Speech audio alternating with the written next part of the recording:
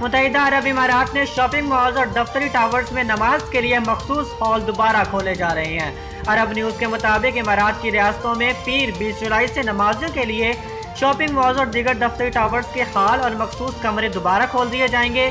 सफ़ों में मुनासिब फासले के बाद ये गुंजाइश 30% नमाजियों के लिए होगी। कोरोना वायरस के फैलाव को रोकने के लिए मुनासिब इक़दाम के बाद ये नरमी की जा रही है और इमारात की सरकारी न्यूज़ एजेंसी वाम ने बताया है कि इबादत गुजारों को 2 मीटर का जिस्मानी फासला बरकरार रखना चाहिए। उन्हें नमाज से पहले और इसके बाद जमा होने की इजाज़त नहीं होगी। आपस में मुसाफा करने से भी हर सूरत में परहेज़ किया जाएगा और जबकि नमाजी के लिए मखसूस जगहों पर दाखिल होने से कबल मास्क लगाना और हाथों को साफ रखना ज़रूरी है।